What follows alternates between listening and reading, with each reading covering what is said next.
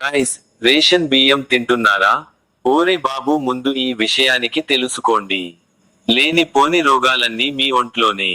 Ration rice. మనలో చాలా మంది రేషన్ బియ్యం తినడానికి ప్రాధాన్యత ఇస్తారు. అయితే రేషన్ బియ్యంలో భాగంగా లావుగా ఉండే బియ్యానికి బదులుగా సన్నగా ఉండే బియ్యం ఇస్తే బాగుంటుందని ప్రజలు కోరుకుంటున్న సంగతి తెలిసిందే. ఏపీలో వైసీపీ అధికారంలో ఉన్న సమయంలో సన్నబియ్యం పంపిణీ చేస్తామని చెప్పినా ఆ హామీ అమలు కాలేదు. అయితే తెలంగాణ రాష్ట్రంలో కాంగ్రెస్ పార్టీ అధికారంలోకి రాగా సీఎం రేవంత్ రెడ్డి పేదలకు సన్నబియ్యం అందేలా పథకాన్ని రూపొందించారు.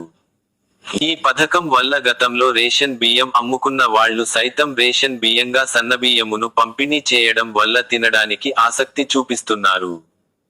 అయితే సన్నబియ్యం పంపిణీకి సంబంధించి ప్రజలలో కొంతమంది నుంచి నెగిటివ్ కామెంట్లు వినిపిస్తున్నాయి. 70% మంది ప్రజలు రేషన్ బియ్యం విషయంలో సంతృప్తి వ్యక్తం చేస్తుండగా కొందరు మాత్రం బియ్యంలో తెల్లటి పురుగులు వస్తున్నాయని, నూకలు వస్తున్నాయని అభిప్రాయపడుతున్నారు. ఈ నెగిటివ్ కామెంట్లను దృష్టిలో ఉంచుకొని ప్రభుత్వం చర్యలు చేపడితే బాగుంటుందని చెప్పవచ్చు.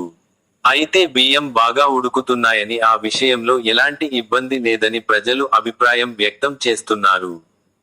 అయితే ఏపీ ప్రజలు సైతం తమ రాష్ట్రంలో కూడా సన్న బియ్యం పంపిణీ చేస్తే బాగుంటుందని కామెంట్లు చేస్తున్నారు. రాష్ట్ర ప్రభుత్వం ఈ దిశగా దృష్టి పెడితే తమకు మరింత బెనిఫిట్ కలుగుతుందని చెబుతున్నారు. ప్రస్తుతం మార్కెట్లో సన్న బియ్యం కొనుగోలు చేయాలంటే 50 నుంచి 60 రూపాయలు ఖర్చు చేయాల్సిన పరిస్థితి ఉంది. ప్రభుత్వం ఒక్కొక్కరికి 6 కిలోల చొప్పున సన్న బియ్యం పంపిణీ చేస్తున్న నేపథ్యంలో ప్రజలకు కొంతమేర ఆర్థిక భారం తగ్గుతుందని చెప్పవచ్చు.